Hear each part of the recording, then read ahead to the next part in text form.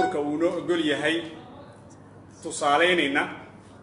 guddoonka golaha shacabka ayaan u gudbinay soo jeedintaas wuuna naga aqbalay waana la qabtay isla maanta. arrintaasi sababteedii waxay tahay iyada oo madaxweynaha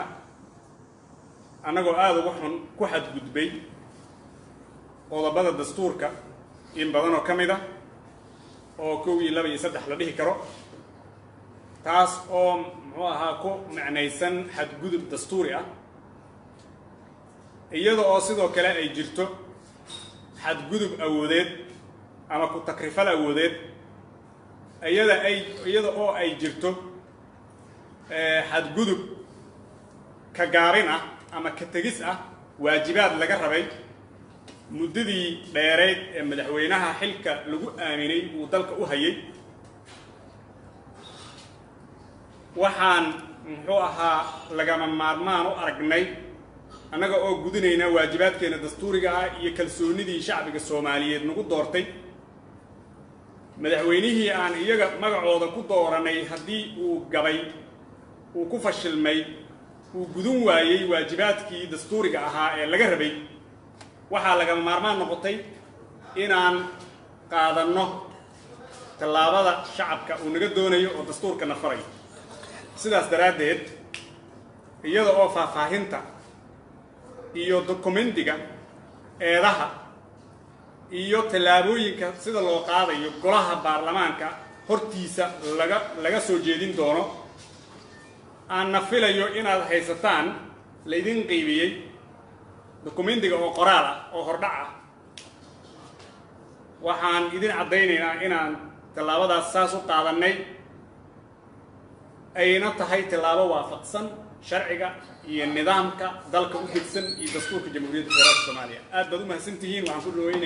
ku soo dhaweynayaa ku wareejinayaa xildhibaanada garbayga fadhiya ee u xilsaaran inay ka hadlaan magaca xildhibaanada ku hadlaan oo soo jeediyaan.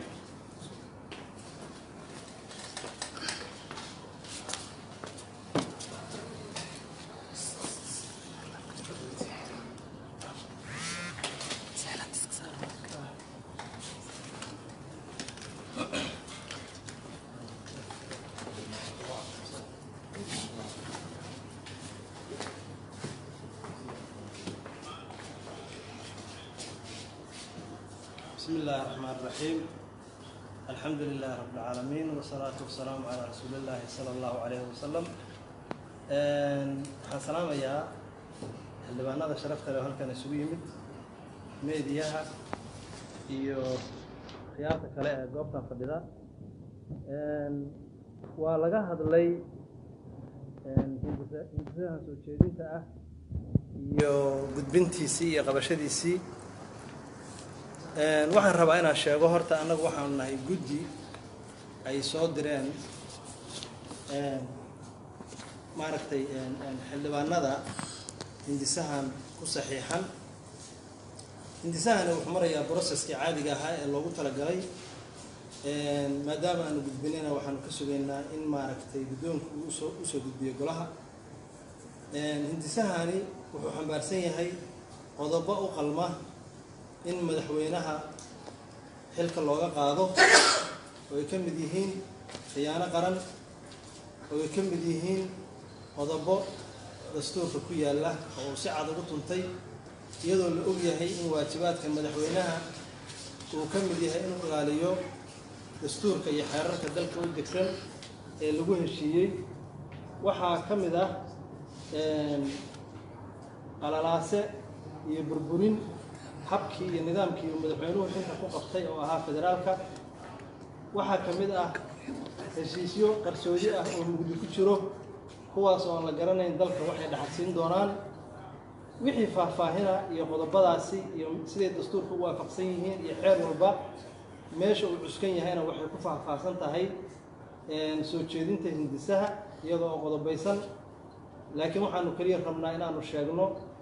in si waafaqsan oo sharcigu noo ogol yahay aanu usoo diyaarinay oo usoo gudbinay. waxaa nala quman madaxweynuhu markii la dooranayay si kaliya laaba bay shacabka Soomaaliyeed uga codeeyeen u soo dhaweeyeen u marxabeeyeen waxaana muuqata ididiiladii iyo rajadii shacabku ay qabeen in ay ku hungoobeen sidaa daraaddeed looma baahneen inaan anagu nidhaahno iska tag laakiin isagu inay isgartay ahayd hase yeeshee waxaanu rabnaa inaanu u sheegno inuusan madaxweynuhu ummadda sii lugoyn 2 sano waa elef inuu maaragtay u naxariisto ummaddii Soomaaliyeed ee maaragtay xilkan u igmatay oo maanta uusan maaragtay dib intaa ka weyn u geysan sidaasaanu rabnaa inuu maaragtay soo jeedino aad iyo aad baa u mahadsantihiin wixii kaloo faahfaahina waxaan uga tegayaa saaxiibadeeda xildhibaanada kale oo goobta fadhiya waa mahadsantihiin wasalaamu calaykum waraxmatullahi wabarakaatu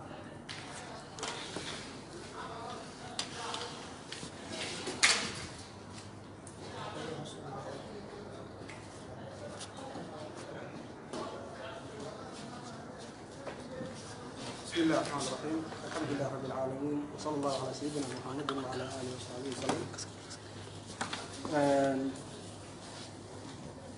marka koowaad waxaan ka salaamayaa shacabka Soomaaliyeed ee daawanaya iyo dhammaan meediyaha iyo ummadda Soomaaliyeed guud ahaan meel kasta ay joogtaba maanta ay taariikhdu tahay 9 December 2018 sida xeer hoosaadka iyo maxaan ku raadin dastuurka dalku yaallay shuruucda kaleba ay xaq noo siisay ilaalinta sarreynta sharciga iyo korjoogteynta sharciga waxaan soo gudbinay golaha guddoonka golaha shacabka u gudbinay soo joodin ama hindise xilka qaadis madaxweyne annagoo ka mid ah shacabka Soomaaliyeed waxaan u sheegaynaa annagoo ka mid ah xildhibaanadii shalay madaxweynahan Jamhuuriyadda Federaalka Soomaaliya maanta xilka haya ee eedeysan garab istaagay qaran ku bixiyay codkooda siiyay si ay u rumeeyaan una xaqiijiyaan rabitaanka shacabka waxaan maanta xaqiijinaynaa oon cadaynaynaa marqaatina ka yihiin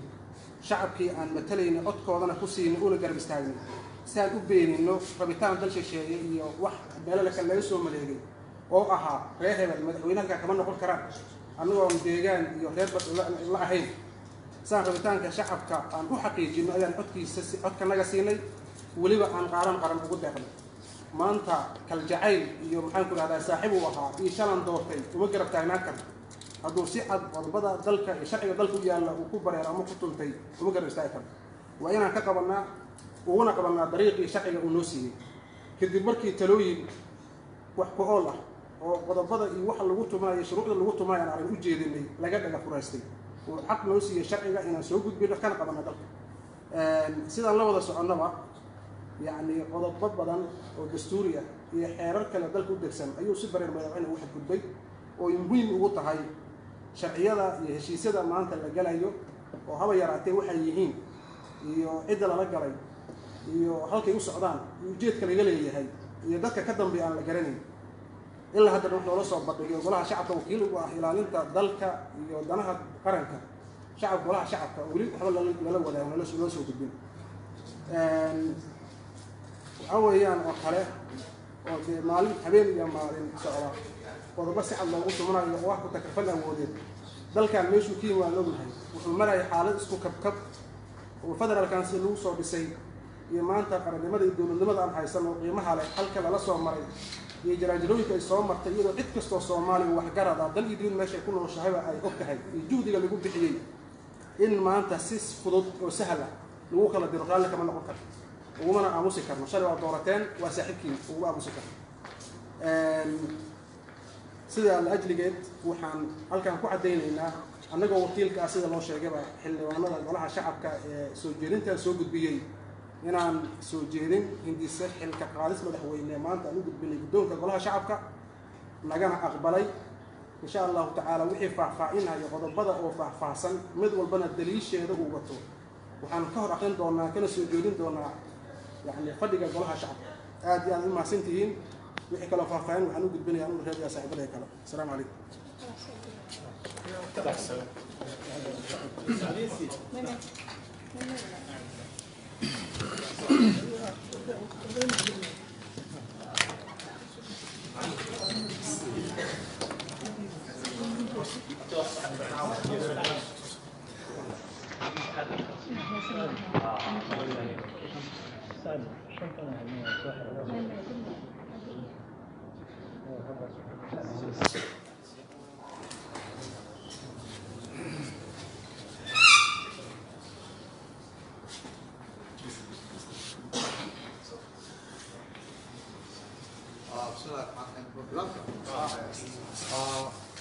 sidaa saaxiibaday sheegeen waxaan maanta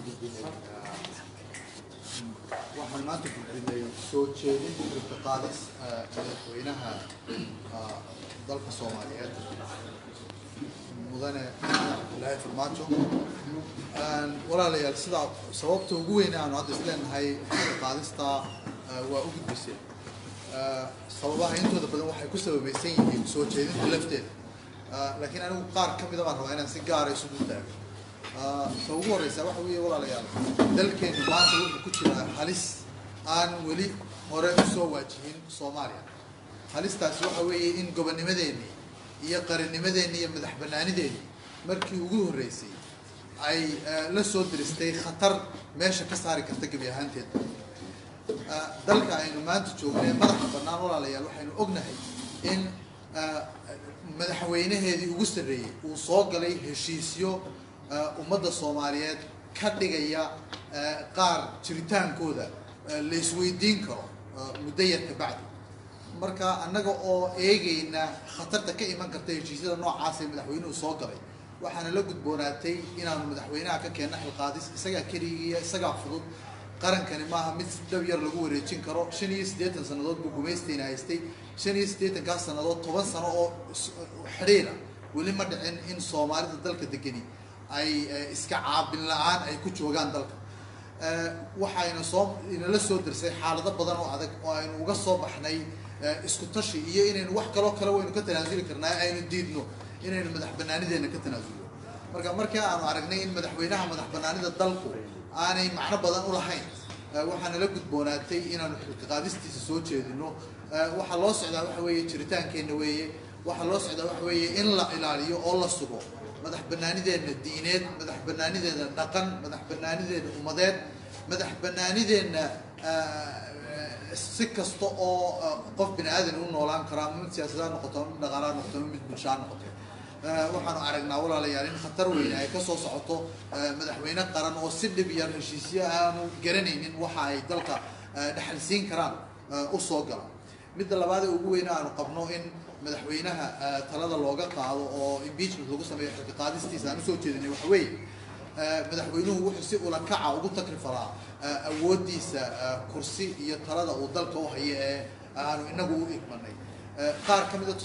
tusaalayaasha aan siin karo walaal waxaa ka mid ah iyadoo ciidamadii dalka ee qaranku ay u madax bannaanaan lahayihiin shaqadoodii amni ee ay ahayd inay ka shaqeeyaan oo ay ku mashquulsan yihiin waxyaalo lagu caburinayo dadka shacabka ciidamadu raalli kama aha laakiin marka madaxweynahoodii u horseedayo in ay dadka shacabka ay dhibaateeyaan oo loo isticmaalo instrumentskii iyo aalaadkii dawliga ahaa loo isticmaalo in lagu dhibaateeyo shacabka iyo siyaasiyiinta ka shaqeynaya danta qaranka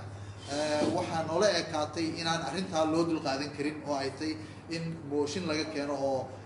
madaxweynaha laga keeno xilka qaadis waxaa ka mid ah walaalayaal siyaabaha loo magacaabo hay-adihii ay ahayd inay ka madax bannaanaadaan siyaasadda oo ay ka mid tahay maxkamadda sare waxaynu la wada soconnaa in maxkamadda sare guddoomiyihii maxkamadda sare si sharci darro ah looga qaaday xilkii waxaynu la soconnaa si sharci darro ah in loo magacaabay guddoomiye maxkamad sare marka ku tumashada sidaa loogu tumanayo sharciga ee lagu ururinayo awoodihii kala madax bannaanaaya dalka ee kala ahaa awooddii baarlamaanka oo sharci dejinta awooddii fulinta oo madaxweynaha iyo ra-iisul wasaaraha iyo awooddii garsoorka ee la rabo in la isugu milo markaanu aragnay in waxaasi ay yihiin wixii dalkeenu u burburay ina dhaxalsiiyey aafada maanta aynu ku dhex jirno waxaa noo ekaatay in madaxweynuhu uu fudud yahay oo aanu impeachment ka keenno ummadda Soomaaliyeedna ay nala ogaato inteeda badan inay nala og tahay waxyaalaha uu ku kacay waxaa ka mid ah walaalayaal sababaha aan impeachmentka uga keenay ama ka xilka qaadista iyadoo madaxweynuhu uu awood yeelan waayay oo ay u suuro geli weyday inuu isku wado maamul goboleedadii ay ahayd in isagu uu xukumo oo madaxweynayaashii ka horreeyayba ay isku wadi jireen وأكتهين هذا دولة الفدرال كانوا كتر سنة هاي 2 كيلومتر أو حمر كبدا 4 كيلومتر بانو دمانتي أنت يدن حلبانada iyo maxaa la yiraahdaa madaxda qarankuba 4 kilomitir baan walaalayaal dhex wareegnaa dalka fidintii maamulka iyo isu dulqaadashadii iyo isu jiidistii iyo odayeyntii laga rabay madaxweynuhu inuu isku wado xukuumadda iyo maamul goboleedada meesha way ka baxday kartidaana waxaanu qabnaa madaxweynuhu oo idinkana idin cad oo horeba u ogeydeen in uu ku guul daraystay inuu hawsha ka soo baxo marka madaxweynuhu markuu xilkiisa dastuuriga ahaa uu dalku ku maamuli lahaa uu ku guul daraystay anaga waxaan nala gudboon kaliya in aanu ka keenno xilka qaadis aanu ku badbaadinayno dhulkeenna iyo dekadaheena iyo khayraadkeena iyo ummadeena iyo jiritaankeena iyo dhaqankeena iyo diinteena marka xilka qaadistu intaasay daaran tahay waa ka baxay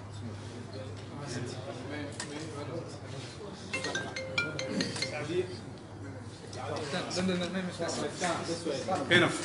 وفلنتا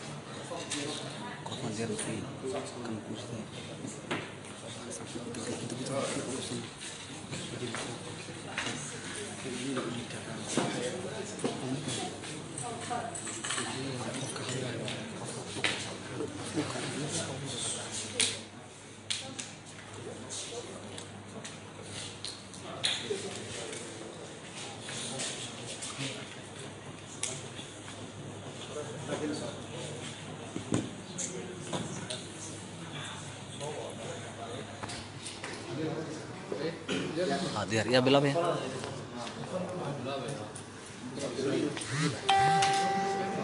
ama wala soo dhigna waa qaar ka mid ah mudanayaasha golaha shacabka ee baarlamaanka Soomaaliya oo mooshin ka gudbiyay madaxweynaha Jamhuuriyadda Federaalka ee Soomaaliya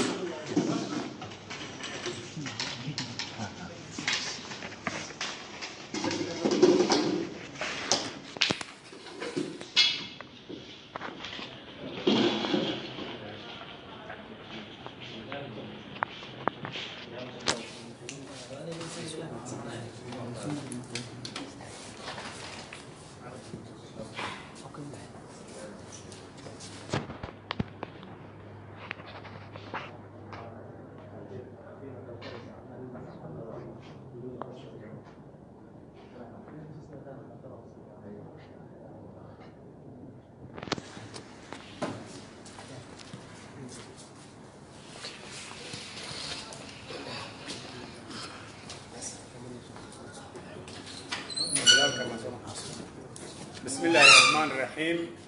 الحمد لله اللهم صل وسلم وبارك على نبينا محمد annaga oo ah xildhibaanada golaha shacabka baarlamaanka jamhuuriyadda federaalka Soomaaliyeed maanta oo taariikhdu ay tahay 9 bisha 12 December 2018 waxaan rabnaa inaan idin cadeyno oo shacabka Soomaaliyeed aan la wadaagno meel kastoo joogaan